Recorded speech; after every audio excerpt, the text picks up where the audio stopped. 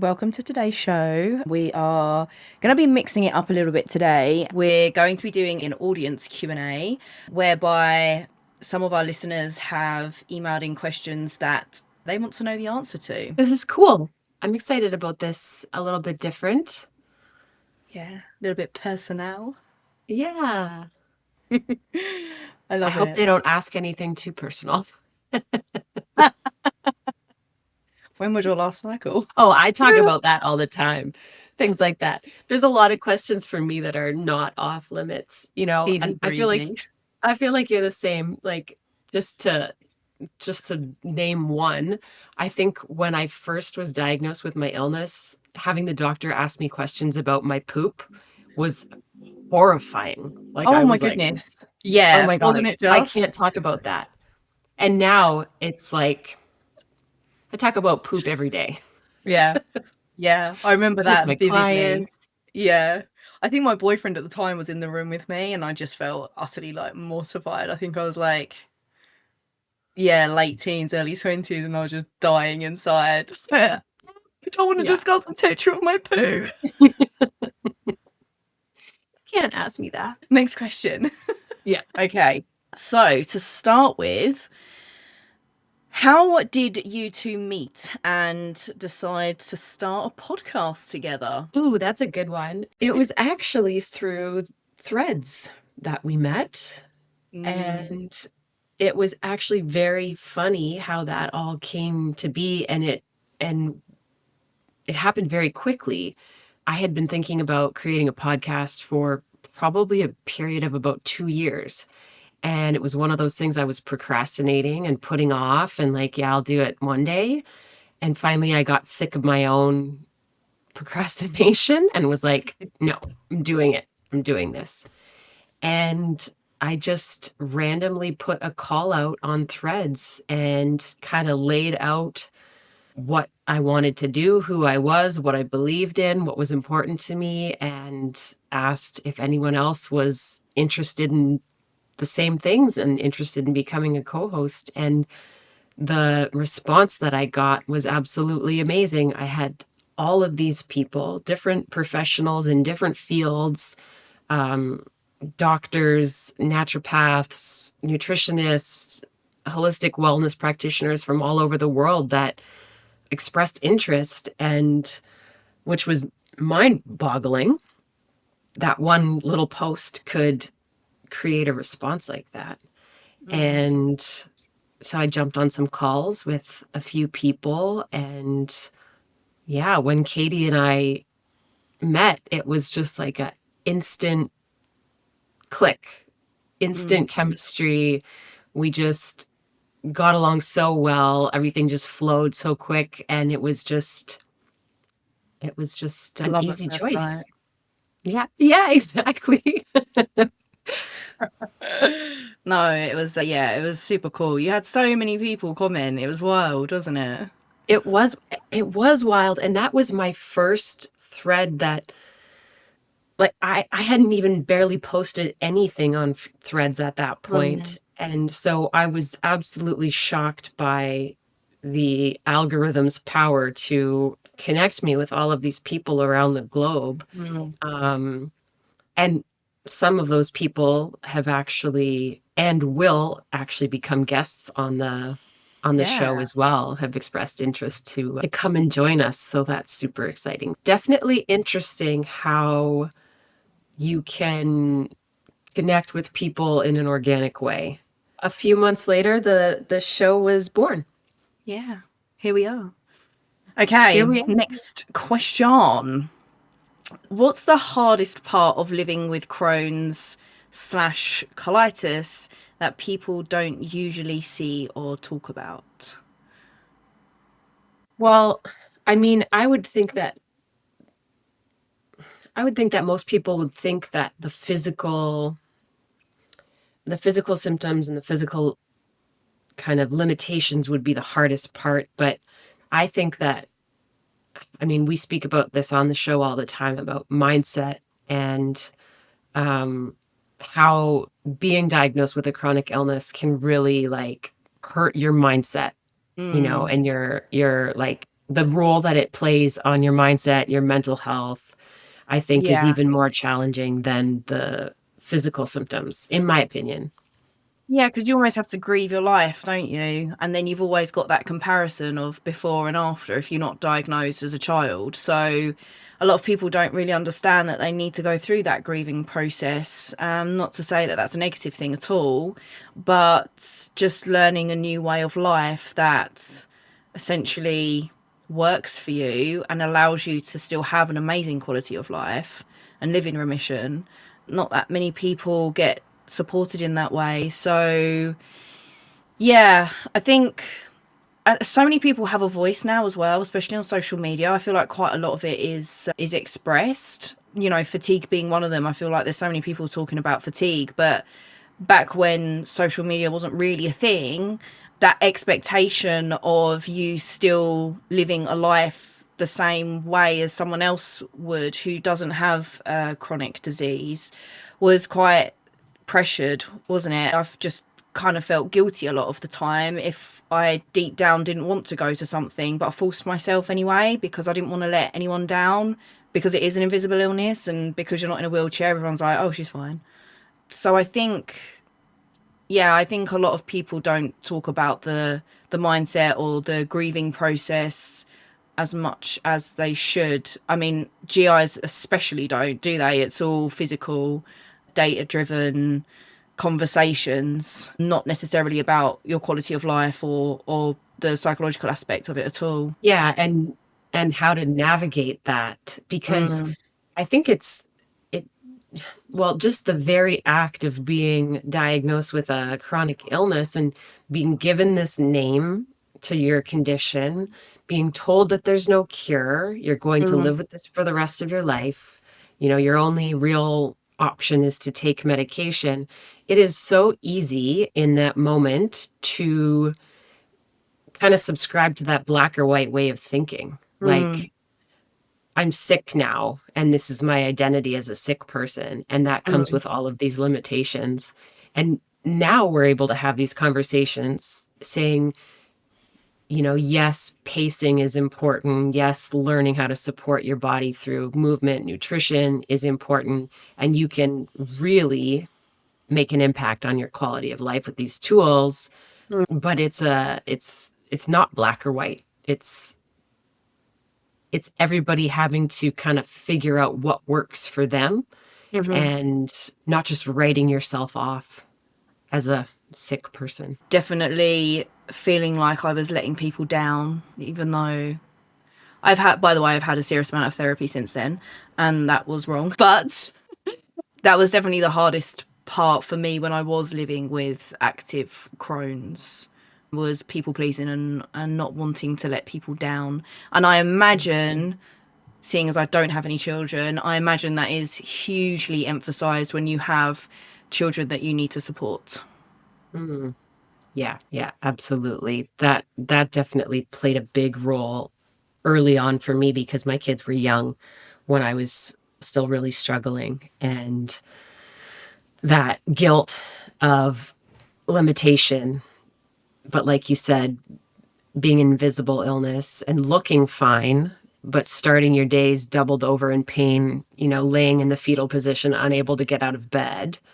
But then having a little one saying, like, Mommy, what are we doing today? Is, oh, you Soul know, destroying. Yeah. yeah.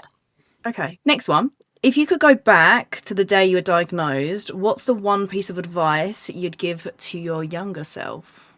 Ooh, interesting. I was I actually think really relieved when I got diagnosed. that's a good point, right? Because when you're feeling off and you feel that something's wrong in your body and you go see doctors and you go for tests, what a lot of people that deal with chronic illness go through that period where they don't have diagnosis yet and where the results of tests are inconclusive, kind of makes you feel like a crazy person that's just making this all up.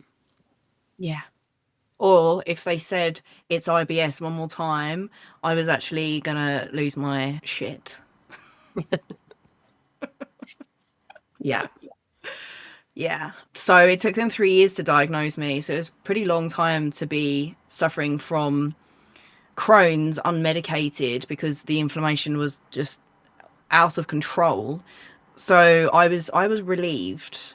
But if I could go back in time, I would say when the gastro told you to change your lifestyle, instead of being totally overwhelmed and confused as to what that meant, I would have tried to find help in that specific way quicker, i.e. someone like you or me who had lived it and who'd come out the other side. But I would have also told myself to quit my job because my job was actually killing me, but I continued to work in the same profession for another 5 years.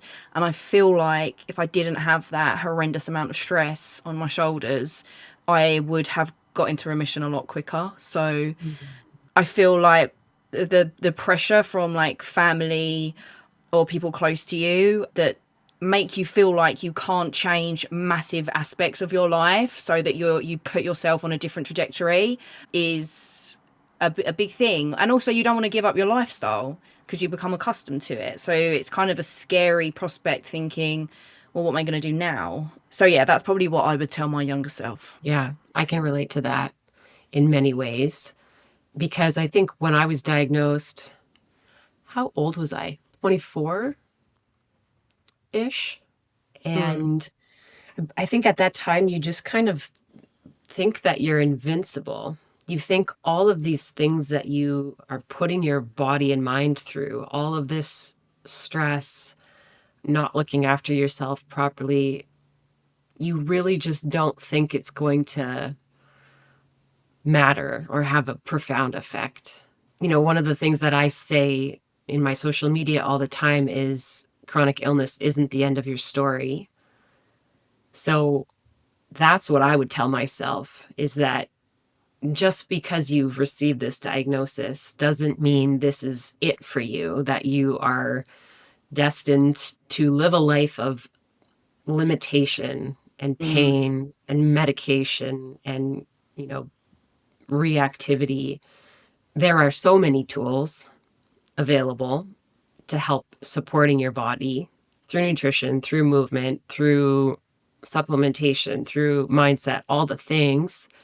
There's all these different levers that you can pull that can get you feeling better, but you need to believe that you can feel better, Yeah. because that's without that belief that you can do something, you can impact how you're feeling. I probably lost, I want to say, a good 2 to 3 years just being in that mindset of a sick person, believing there was nothing else I could do. Yeah. And I'm not a regretful person, but that's something that I wish I would have learned earlier, because I really feel like I did lose a lot of time. The greatest commodity of life, time. Exactly. Yeah. So, yeah, that's a big one. Okay.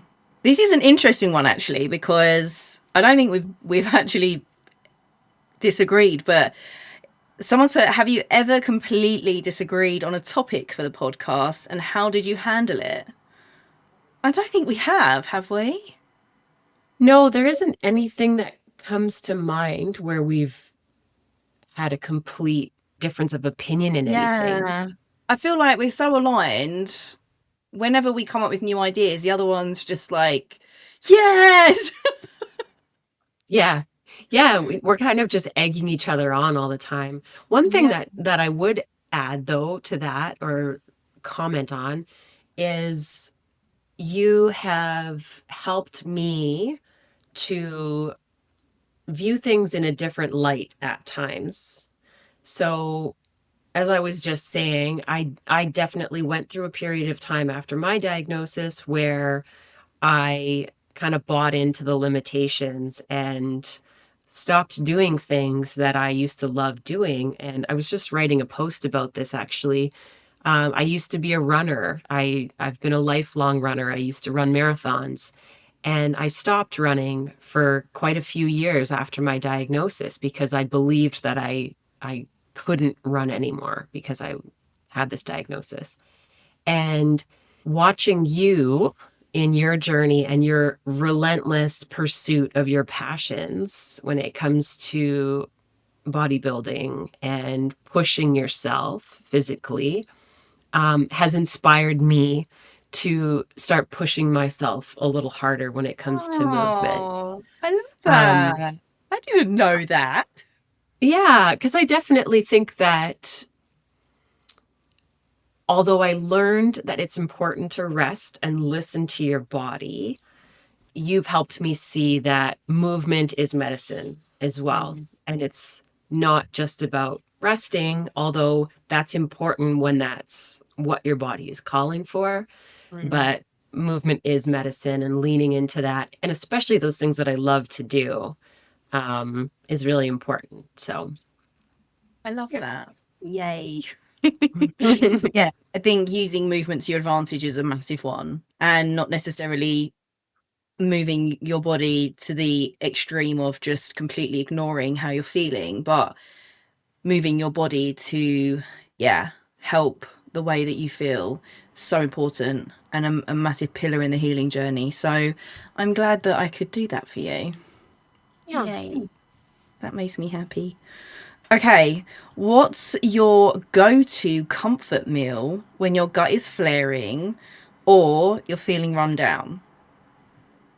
You definitely have a go-to. I know you do. For me, it's soup. I'm a Yeah, soup girl. Yep. yeah, yeah. Me too. Or a broth, a soup or a broth, eggs, even just sipping on bone broth. Yeah.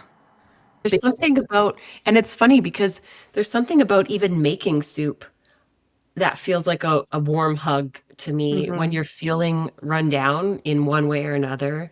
Like just taking the time, it's almost like a meditative process to take the time to chop up your vegetables and simmer your broth, or make your bone broth or whatever. There's something about that that is so like self-care, like I'm doing this to take good care of myself. Yeah, exactly. And it's weird because if you haven't started your healing pursuit yet and you might be on steroids, when you're taking steroids, it's quite counterintuitive because they make you so hungry, but really you should be just giving your bowel a bit of a break, a bit of a rest. So you just end up eating like a load of crap, basically, that is not going to be helping your current situation. So I used to get really hungry whenever I had a flare up. So making copious amounts of soup was definitely something that helped, and not missing the protein part either. So definitely a go-to. Not that I have that anymore because I don't take steroids, but yeah, if you are taking steroids and you are finding that you're super hungry, then just sticking to things that are really easy to digest is going to be your best friend. Yeah, and you can lean into comfort foods because eating is a comfort or a coping mechanism that we all use in our lives. So, like you said, that paired with increased hunger from steroids, it can be so easy to just, like you said, want to eat junk or want to eat those typical, comfort foods. But there is a way to do that that is kind and not going to make your symptoms worse. Exactly. Okay. What's one daily habit or ritual that's been a complete game changer for your health and mindset? For me, I would say honoring my body's amount of sleep that I require. So letting go of this idea that like sleep is a luxury, or I'll sleep when I'm dead kind of, hustle culture mentality. I recognize now that if I want to be productive, if I want to be in my best shape and feel my best physically and mentally, I have to prioritize getting enough sleep. And it that can create profound changes in my mental and physical health, especially my mood. Even just an hour less than what I typically get for whatever reason. Life is busy, and there's times that I want to stay up late to get some work done, or, to do whatever. But I'm very, very consistent with my amount of sleep that I get these days. And Mm, it's an absolute game changer. non-negotiable. Mine, so when I decided to take myself off all medication and get myself into remission, I was having therapy at the time, amazing therapist, and she said to me, you need to start doing Ashtanga yoga because it's exactly the same sequence every single time, and it will teach you how to breathe properly, which a lot of us don't do. Well, most of us don't do, actually, because yoga is actually all about the breath. The West has turned it into this fitness physical thing, but it's actually teaching you how to breathe properly. And it's a huge mental challenge because you will find it so utterly boring doing the same sequence day in and day out. And because I have not a very large concentration span, it was, yeah, it just, that ritual became a habit. I forced myself to go every single day. The Charlotte was a 30-minute drive away, which just annoyed me because I don't like wasting my life in the car. And so that was my first challenge. And then, yeah, I forced myself to do it every single day, and it was the best thing that I ever did. So Mhm.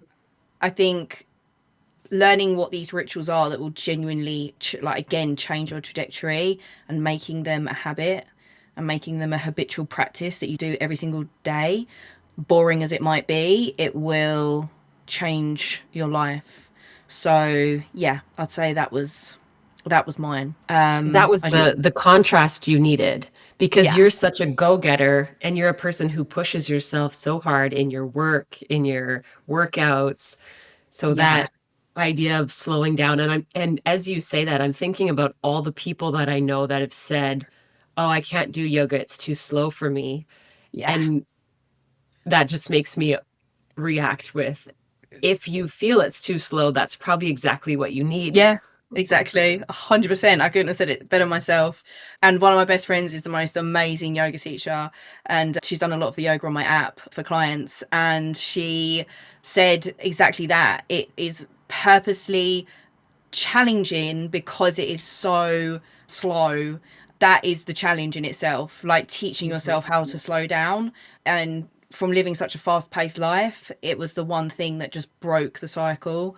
And yeah, it gives me goosebumps now actually because yeah, I think without that segment, I probably wouldn't have had such a successful journey. I think both of ours kind of go hand in hand because it's like that's what our nervous systems need. We need the slow to complement the fast paced lifestyle. We need the rest to complement all that we do to push ourselves. It needs to be both. It can't just be one or the other. We can't just go full speed in one direction. We need that counterpart, that contrast. And if you've got a super hectic life, or you're with the kids all the time and you just feel like you haven't got a minute to yourself, then thinking, well, what is the opposite to what I'm basically running my life on? I need to do that, and I need Yes, to and somehow incorporate that in. this exact topic annoys clients so much Mhm. sometimes because I find that those people that have the busiest lives, that are the type A personalities that want to control everything, they're looking for what more they can do. Tell me what more I can do. And when I encounter those people right away, I'm like, no, you need to do less. Mhm. You need to go the opposite way. You need to go slower. You need to take things off your plate. And Mhm. that annoys people a lot. Yeah. Or you're like, how long's your to-do list? And they're like, oh, it's so long. I've got like 20 things to do. And it's like, well, I want you to pick out 3 things because they're your priority, and everything else I want you to scrap off. And they're like, oh, I can't do it. But really, though, all those other things are just unnecessary. They just Yeah. like looking at them because it makes them feel, yeah, in control Yeah. and busy and not alone, or whatever their trigger might be. But yeah, it's so interesting, isn't it, when you start to observe different people? Hmm. Okay. If you weren't doing nutrition coaching and the podcast, what would you both be doing instead?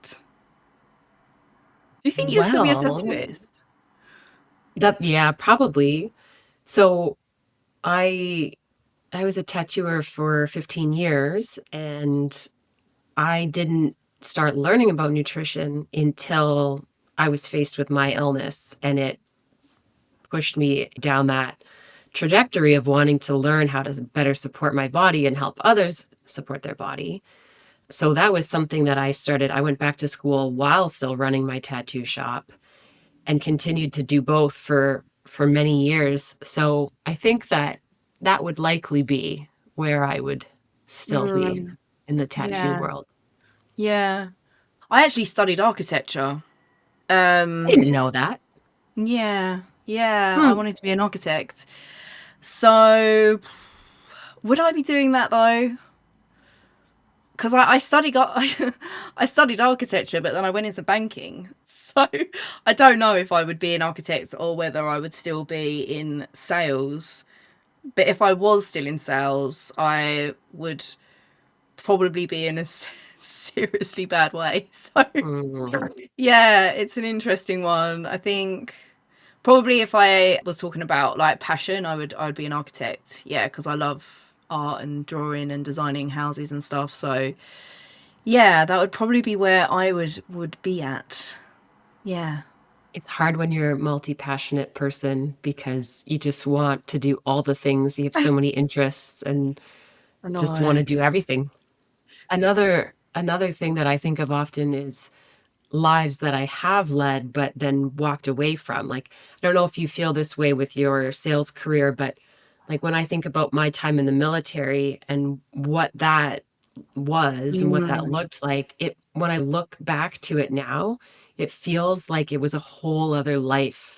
Hmm. Like I was another person in another place. And yeah, Yeah, it's well, you so were. far from my reality now. It is. Yeah, it's extremes, isn't it? Mhm. Yeah. So trust the process, nothing lasts forever, and yeah, everything is temporary. So, last one. Are you ready? Can you share a behind the scenes moment from recording that still makes you laugh? I'm thinking about I'm thinking about Jess's episode when we were Oh, yeah. what were we laughing at? Oh, wasn't I pretending to be Michael out of Stars in Your Eyes? Was that what it was? Yeah. I The don't know the how that even came smoke. about with the smoke screen. Yeah, the smoke and the fireworks. We never Jeff- did edit those into that episode. We should probably do that No, just for fun. no, we didn't. We didn't edit that in. That was funny though. Jess was proper loving it. I Actually, feel I feel like we always have a laugh. I was just going to say, I feel like we have had amazing guests so far that have just been amazing people that we've had lots of fun with. And I feel like we could start being the next Joe Rogan and like just do 3-hour episodes every time because I just Yeah. never want it to end. Yeah. Yeah. I have to edit the episodes a lot, by the way, guys. Otherwise, you'll be sitting there for ages. Yeah. But no, we have had an awesome time so far. So yeah, long may it continue. We will be doing another Q&A, won't we, at some point? Yeah, So absolutely. yeah, we'll put a link. We can put a link on socials actually, like a Q&A link, and you can post any questions that you might have at any point, and then we can compile them and do another one. Yeah, that's perfect.